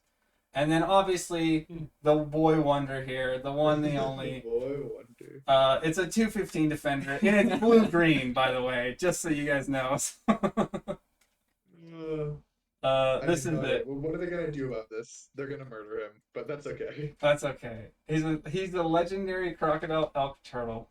One day we will draw What type 15 with this card, and I will be vindicated. My side quest will be complete, and I will be very happy. Yeah. So You know, I'm You're thinking with familiar Nervous somehow. Gardener and Topiary Panther, I think like a Sultai list could actually work.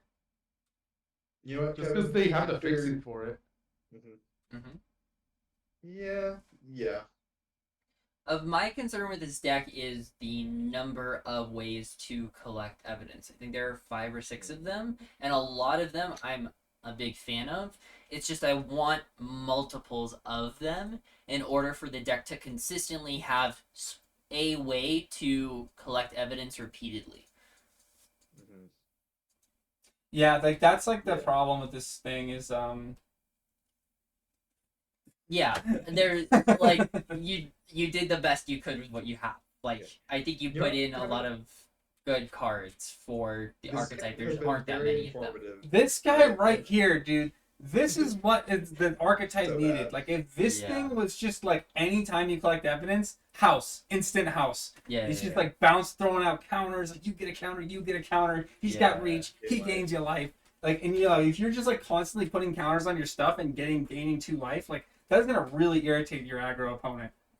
Honestly, this being able to trigger anytime evidence was collected was what green needed at its common slot. Because green's common slot, I mean, we all agree there are 2 good green 2-drops at And they common both and put- not much else, which is really sad. Yeah. 10 out of 10 needs Roverboat Maverick. Yeah. I mean, no, but I think if I ever open like 2 of these guys, or I get past like a Kellen pick 6, like, Yep. I don't know, Yeah. Yeah. might consider it. Just the draft's not going well, and just I would just probably rather splash for Kellen than do Simic, but yes. I mean, sometimes that's what you get. What you get is what you get, and I wouldn't. Yeah. I wouldn't. I think the lesson here is like, don't just like every other Simic archetype, don't believe like wizards on what they tell you Yeah. that the archetype wants to do. Yep. Just run the good cards, like run hard hitting questions. Run like the evidence examiner. Run these like good 2-drops. Maybe if you need to some like late game throw in some crocodiles. But then like I wouldn't go into this deck until you start seeing like rares. Yeah. Or like reasons to be doing it. But- This is not a deck I want to play often, but if you see the right pieces, especially those cheaper pieces and those higher rarity pieces, then I am potentially interested in going into a deck like this with a base of, oh, I have a bunch of really good cards in this color pair, and I'm going to fill in the gaps with whatever I need to make the deck function around these good cards. Yeah, like this is a good And off that's what I ramp. hit Mythic last set was just getting past some really high quality Simic cards. And I did it. Yeah. Didn't do what the Architect said necessarily, but Yeah. So, it made it work. This is the, like, worse version of us taking blue-white in every set and making it a control deck. This is the only play if you have the high rarity good cards, but if you do, it can work really well. but yeah, that's it. I just wanted to show that like Yeah. blue green is looking pretty rough. But is there anything else? Pride of Hulklad. Kevin, this deck list was very informative. I think I'm officially changing my prediction for worst deck of the set from green black to green blue. Okay, thank you. I'm really glad I'm in I'm glad we're on the same page there. It's rough. It's It is- rough. It's rough. Yeah. It's rough out there for them green players. Yeah. But no, thanks for doing this anyways. Thanks for like trying this Yeah. because this is a challenge. This was the challenge. I deck was to like, build, I and I'm like, literally, I don't know. the first time I genuinely gave up. I just stopped. I was like, I give up. And I went and built the Boros deck. And so, that's what it is. It's the blue blacklist actually is surprising. What you do need, I'll say, I won't show you guys the deck. I guess I'll pull it up, but I won't like do any talking about it beyond just saying like you need to really prioritize taking good 2-drops. because Mhm. it's just really Oh, hard to yeah. find. Blue and black have like the worst 2-drop slot for this set. Yeah, like let's just like I'm just trying to find like what actual 2-drop creatures are in here. Haha, that's funny. Mhm. Okay, here we go. You got this guy, you got an uncommon, 2-drop creatures. which is gonna be, Okay, you have 2 unscrupulous and agents, unscrupulous agents, and that's it. and that's the only somewhat passable 2-drops. Are I you have sure a you bubble don't wanna smuggler. play Alright, Jesus? Specialist? Somewhat passable. Bubble smuggler's rough. Yeah, so that's the thing I will say is if you're gonna build this like deck, it's got like decent like interaction and removal and everything. Yeah. But you better be 2-drops. fiending for those good 2-drops because they are hard to find. And the set that Yeah. we saw like with white on the prowl. Yeah. White on the prowl. I also want to point out that I think all of the black decks we showed except red black Leering Onlooker is there. So keep an eye out for Leering Onlooker as just this recurring theme at uncommon that you might want to take a little higher than you might anticipate because so many decks want it. Yeah. Mhm. A 1/3 for 2 that happens to have flying and late game. It's just good. But yeah. Yep. That's all I want to say about this deck is it's got like nothing really special. I think. It's clues.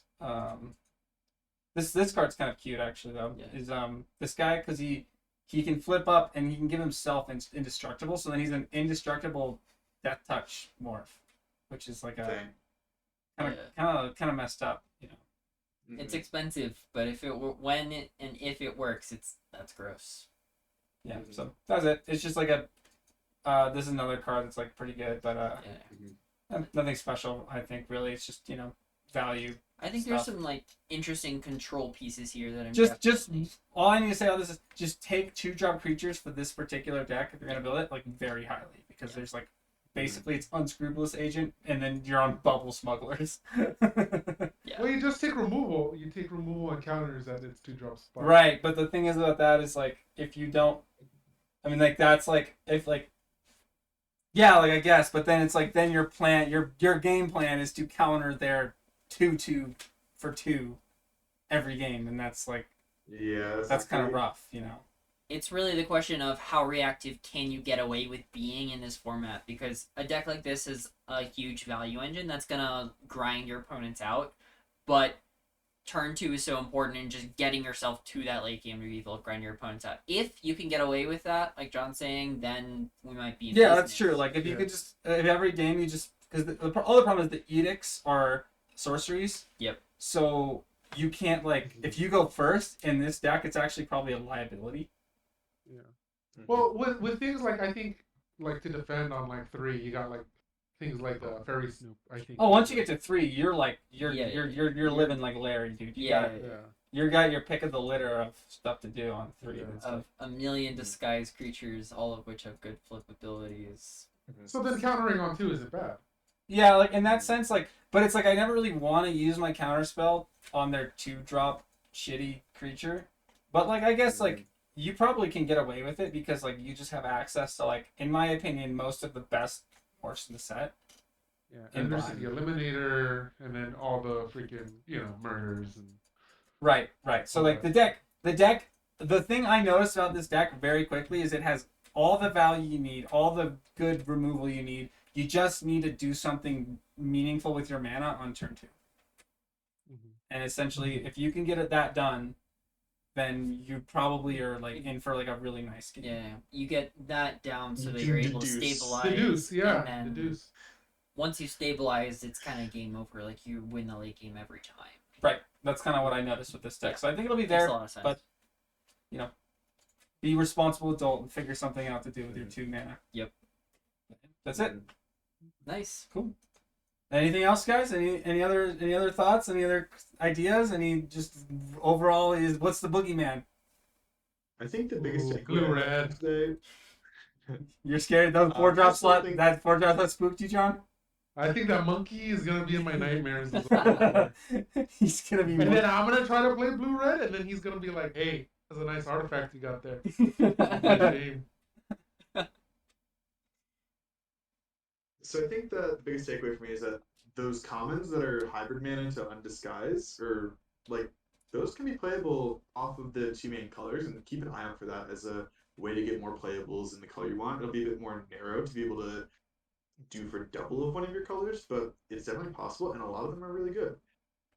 Also, I noticed that there's just not as much fixing in this set. So, Escape Tunnel and Public Thoroughfare are the two lands at common that have fixing capabilities. Like, if you're thinking of going 3-color or trying to splash a third color, like, make sure to grab one of those two because those are really your only your options. There's a colorless fixer that doesn't even tap for mana; he just fixes mana, filters mana at common. But yeah, so I mean, there's not as many options in the set for fixing, so just be wary of that.